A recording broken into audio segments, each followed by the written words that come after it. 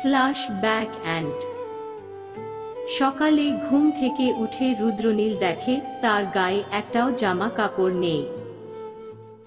মাথায় হাত দিয়ে ভাবার চেষ্টা করে কাল রাতে কি হয়েছে, কিন্তু কিছুই মনে পড়ে না তার। কাল রাতে এতটাই নেশা করেছিল যে এখনো পর্যন্ত মাথা ধরে আছে তার। বিছানা থেকে উঠে রেডি হয়ে রুদ্রনীল পিয়ালিকে খুঁজতে থাকে। আজ কলকাতায় ফিরে যেতে হবে তাদের, কিন্তু একই হোটেল রুমে নেই পিয়ালি। তার ফোনটাও সুইচ অফ বলছে। পুরো হোটেলে তন্ন তন্ন করে খুঁজেছে রুদ্রনীল, কিন্তু কোথাও পায়নি পিয়ালিকে। অগত্যা নিচে রিসেপশনে গিয়ে জিজ্ঞেস করা ছাড়া আর কোনো উপায় নেই। Rudranil, excuse me. রিসেপশনিস্ট, হ্যাঁ বলুন স্যার, আমি কি হেল্প করতে পারি? রুদ্রনীল, আমার সঙ্গে যে আমার পার্সোনাল অ্যাসিস্ট্যান্ট ছিলেন মিস পিয়ালি বসু, উনি কোথায়? কোথাও খুঁজে পাচ্ছি না ওনাকে। রিসেপশনিস্ট, 1 মিনিট সময় দিন স্যার, এক্ষুনি চেক করে বলে দিচ্ছি। রিসেপশনিস্ট কম্পিউটার চেক করে বলেন, হ্যাঁ স্যার, উনি আজ সকালেই চেক আউট করে চলে গেছেন। রুদ্রনীল, হোয়াট? আমাকে না বলেই একা একা চলে গেছে? রুদ্রনীল রাগে গড়গড় করতে করতে নিজের রুমে যায়। তারপর তার কলকাতার অফিসে ফোন করে। অফিসে ফোন করে রুদ্রনীল জানতে পারে সত্যি সত্যি পিয়ালি কলকাতায় ফিরে গেছে। এরপর নীল একাই রাতের ফ্লাইটে কলকাতায় ফিরে আসে। কলকাতায় ফিরে রুদ্রনীল একটা বড় ঝটকা খায়। পিয়ালি রিজাইন করেছে। সে আর এই অফিসে কাজ করতে চায় না। কথাটা শোনা মাত্রই খুব রাগ হয় রুদ্রনীলের।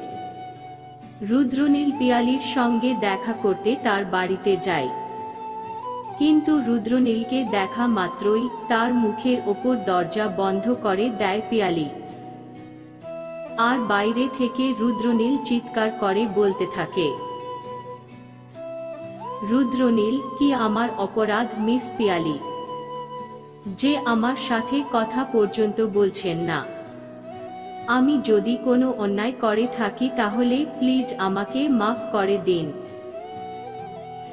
অনেক অনুরোধ করতে থাকে রুদ্রনীল, কিন্তু তাও দরজা খুলে না পিয়ালি। রাগে অভিমানে দুচোখে জল নিয়ে বাড়ি ফিরে আসে রুদ্রনীল। নির্মলা দেবী, দাঁড়াও রুদ্র, তোমার সাথে আমার কিছু কথা আছে। রুদ্রনীল মাথা নিচু করে বলে, হ্যাঁ মা বলো। নির্মলা দেবী, সত্যি করে বলো, তুমি কি কাণ্ড ঘটেছ সেখানে? যে মেয়েটা সেখান থেকে ফিরে আসার পরেই চাকরি থেকে রিজাইন করে দিল। রুদ্রনীল, আমি জানি না মা, আমার কিছু মনে নেই। তাও আমি গিয়েছিলাম ওনার কাছে ক্ষমা চাইতে, কিন্তু উনি আমার মুখের উপরে দরজা বন্ধ করে দিলেন। আজকের পর থেকে ওনার জন্য চিরদিনের জন্য আমার অফিসের দরজা বন্ধ। কথাটা শেষ করে রুদ্রনীল রাগে গটগট করে চলে গেল নিজের রুমে। রুমে এসে দরজা বন্ধ করে অঝরে কাঁদতে থাকে রুদ্রনীল। রুদ্রনীল ভেবেছিল মুম্বাই থেকে ফিরে এসে পিয়ালিকে নিজের মনের কথা জানাবে, কিন্তু তার আগেই সবকিছু ওলটপালট হয়ে গেল। এইভাবে দিন যেতে থাকে। রুদ্রনীল নিজেকে কাজের মধ্যে ডুবিয়ে রাখে, কিন্তু রাতে বাড়ি ফিরে পিয়ালির কথা মনে করে চোখের জল ফেলতে হয় তাকে।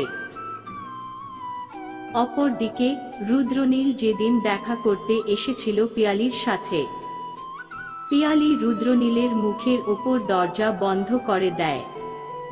তারপর মেঝেতে বসে পড়ে ফুপিয়ে ফুপিয়ে কাঁদতে থাকে।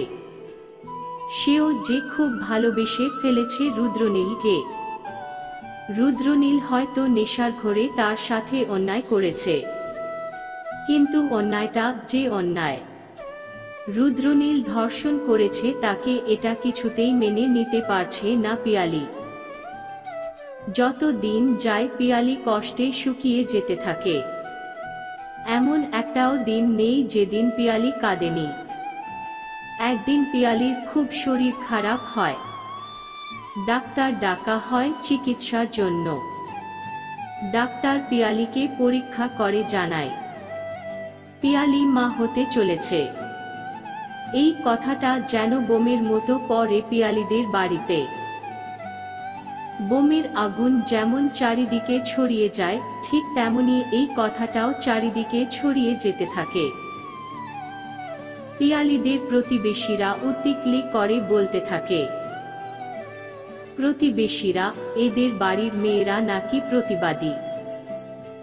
বড়লোক ছেলে দেখে ঝুলে পড়েছিল গলায়। মুম্বাইয়ের হোটেলে নিয়ে গিয়ে দিনরাত মজা করেছে, আর এখন ঘুরেও তাকায় না। আমার এরকম মেয়ে থাকলে না গলায় দড়ি কলসি বেঁধে ডুবিয়ে মারতাম। এছাড়াও অনেক প্রতিবেশী অনেক বাজে বাজে কথা বলেছে ওদের।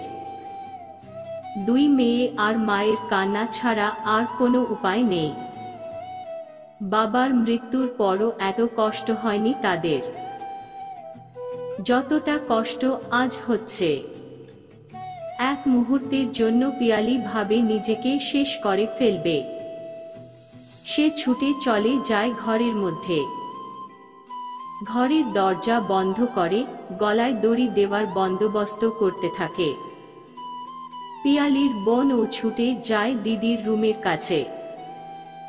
রুমের দরজায় ধাক্কা দিতে দিতে বলতে থাকে, পিয়ালির বোন, দিদি, এত বড় অন্যায়টা তুই করিস না। অন্য কারোর ভুলের শাস্তি তুই নিজেকে দিস না। ভুলে যাস না তোর পেটে একটা নির্দোষ শিশু আছে। বোনের কথা শুনে পিয়ালি স্তব্ধ হয়ে দাঁড়িয়ে যায়। সত্যি তো রুদ্রনীলের ভুলের শাস্তি সে কেন এই বাচ্চাটাকে দিচ্ছে? তার তো এখন এই শিশুটার খেয়াল রাখা উচিত। সে রুমের দরজা খুলে বাইরে বেরিয়ে আসে। বোন, দিদি, তুই কষ্ট পাস না, আমি সব ঠিক করে দেব। একটু সময় দে আমাকে, তুই দেখবি সব ঠিক হয়ে যাবে। পিয়ালির মা ও বোন পিয়ালিকে অনেক বোঝায়, কিন্তু পাড়ার লোকের অপমান ও বাজে কথা তাদের দিকে কুরে কুরে খাচ্ছে। পাড়ার লোকেদের আজে বাজে কথা যদি এইভাবেই চলতে থাকে, তাহলে একদিন পিয়ালি নিজেকে শেষ করে নেবে। এটা বুঝতে পারল পিয়ালির বোন। তাই সে ভেবে নেয় কালই দেখা করবে রুদ্রনীলের সাথে। পরের দিন সকালে অফিসের এক কর্মচারী, স্যার, আপনার সঙ্গে পিয়ালি ম্যাডামের বোন দেখা করতে চায়। রুদ্রনীল, হ্যাঁ হ্যাঁ, ওনাকে এক্ষুনি পাঠিয়ে দাও। পিয়ালির বোন রুদ্রনীল এর অফিস রুমে ঢুকে রুদ্রনীল এর পায়ের কাছে এসে পড়ে। তারপর রুদ্রনীলের পা দুটো ধরে বলতে থাকে, পিয়ালির বোন, স্যার, আমার দিদিকে বাঁচান। ও নয়তো নিজেকে শেষ করে ফেলবে। আপনি যা বলবেন আমি তাই করব। আমি চিরজীবন আপনার দাসী হয়ে থাকব। আপনি দয়া করে আমার দিদিকে বাঁচান। পিয়ালির বোন এতটা করুণ স্বরে কথাগুলো বলে যে রুদ্রনীল অবাক হয়ে তাকিয়ে থাকে পিয়ালির বোনের দিকে। রুদ্রনীল ভাবতে থাকে নিশ্চয়ই পিয়ালির বড় কোনো বিপদ হয়েছে। সে জিজ্ঞাসা করতে যাবে, তার আগেই পিয়ালির বোন বলে ওঠে, পিয়ালির বোন, আপনার এই জিনিসটা লাগবে তো? কথাটা বলেই শরীর থেকে নিজের ওড়নাটা সরিয়ে নিয়ে মেঝেতে ফেলে দেয়। তারপর আবার রুদ্রনীলকে বলে, যত খুশি ইচ্ছা হয় ভোগ করুন আমায়। কিন্তু আমার দিদিকে বাঁচিয়ে নিন। পিয়ালির বোনের এরকম ব্যবহারে রুদ্রনীল খুব রেগে যায়। সে রেগে গিয়ে একটা চড় মারে পিয়ালির বোনকে। তারপর মেঝেতে পড়ে থাকা ওড়নাটা হাতে তুলে নিয়ে পিয়ালির বোনের গায়ে জড়িয়ে দেয়। রুদ্রনীল, আগে শান্ত হও তুমি, তারপর বলো তোমার দিদির কি হয়েছে। পিয়ালির বোন, আমার দিদি প্রেগন্যান্ট। মুম্বাইয়ের হোটেলে সেই দিন রাতে আপনি এতটাই নেশায় ছিলেন যে জোরপূর্বকভাবে আমার দিদিকে ধর্ষণ করেন। আমার দিদি আপনাকে খুব ভালোবাসে, কিন্তু আপনার এই ব্যবহারে সে ভেঙে পড়ে। কিন্তু আমার মা আর আমি দিদিকে বুঝিয়ে সুঝিয়ে আবার স্বাভাবিক করে তুলি। কিন্তু আমরা এই দুদিন আগে জানতে পারি দিদি প্রেগন্যান্ট। আর একজন কুমারী মেয়ে প্রেগন্যান্ট মানে বুঝতেই পারছেন, সমাজে মান সম্মান নিয়ে টানাটানি হচ্ছে আমাদের। দিন রাত অপমান করে চলেছে আমাদের প্রতিবেশী লোকেরা।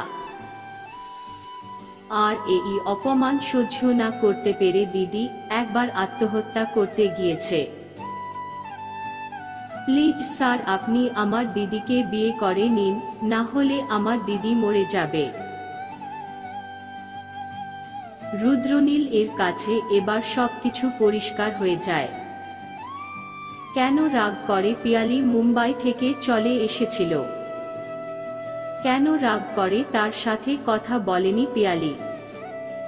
পাগলি মেয়েটা তাকে কত নাই ভালোবেসেছে, কিন্তু সে মেয়েটার সাথে সব থেকে বড় অন্যায় করেছে। রুদ্রনীল, তুমি চিন্তা করো না, তোমার দিদিকে আমি বিয়ে করব। তুমি নিচে গিয়ে আমার গাড়িতে বসো, আমি এক্ষুনি আসছি। পিয়ালির বোন অফিস থেকে বেরিয়ে এসে গাড়িতে বসে, আর রুদ্রনীল ড্রয়ার থেকে পিস্তলটা বের করে সাথে নিয়ে নেয়। তারপর রুদ্রনীল আর পিয়ালির বোন দুজনে পিয়ালিদের বাড়িতে আসে। পিয়ালি, আপনি কেন এসেছেন আমাদের বাড়িতে? এক্ষুনি চলে যান এখান থেকে। রুদ্রনীল, দেখুন মিস পিয়ালি, আমি সেদিন নেশার ঘরে ছিলাম, তাই ভুল করে হয়ে গেছে। প্লিজ আমাকে ক্ষমা করে দিন। পিয়ালি, বেশ, ক্ষমা করে দিলাম আপনাকে, এবার এখান থেকে চলে যান। রুদ্রনীল, চলে যাওয়ার জন্য তো আমি এখানে আসিনি। আমি আপনাকে বিয়ে করে নিজের বউ বানিয়ে নিয়ে যেতে এসেছি। পিয়ালি, মস্করা করছেন আমার সাথে? চলে যাও এখান থেকে, কোনো দয়া লাগবে না আমার। রুদ্রনীল, আমি কোনো দয়া করছি না মিস পিয়ালি, আমি আপনাকে ভালোবাসি, আর আমি এটাও জানি আপনিও আমায় ভালোবাসেন। পিয়ালি একটু তাচ্ছিল্যের হাসি হেসে বলে, আমি আপনাকে ভালোবাসি না। আপনি এখন আসতে পারেন। রুদ্রনীল, ঠিক আছে, তাহলে এক্ষুনি প্রমাণ হয়ে যাবে আপনি আমাকে ভালোবাসেন কিনা। এই বলে রুদ্রনীল তার পকেটে থাকা পিস্তলটা বের করে। তারপর নিজের মাথায় পিস্তলটা সেট করে বলে, রুদ্রনীল, আমি 3 গুনব, তার মধ্যে যদি আপনি আমাকে আই লাভ ইউ না বলেন, তাহলে আপনার চোখের সামনেই আমি শেষ হয়ে যাব। 1, 2, 3, সঙ্গে সঙ্গে একটা গুলির শব্দ। পিয়ালি ছুটে এসে রুদ্রনীলের হাতটা সরিয়ে দেয়। গুলিটা হাওয়াতে হয়। তারপর পিয়ালি কাঁদো কাঁদো গলায় বলতে থাকে, পিয়ালি, আপনার কিছু হয়নি তো? I love you, I really love you, আমি আপনাকে অনেক অনেক ভালোবাসি। আর কোনোদিনও কখনো এরকম পাগলামি করবেন না। রুদ্রনীল: বলেছিলাম না এক্ষুনি প্রমাণ হয়ে যাবে আপনি আমায় ভালোবাসেন কিনা। কথাটা শেষ করে রুদ্রনীল হাসতে হাসতে জড়িয়ে ধরে পিয়ালিকে। আর পিয়ালিও তার ভালোবাসার মানুষের বুকে মাথা রাখে। তারপর একটা ভালো দিন দেখে 4 হাত এক করে দেয়া হয়। সমাপ্ত।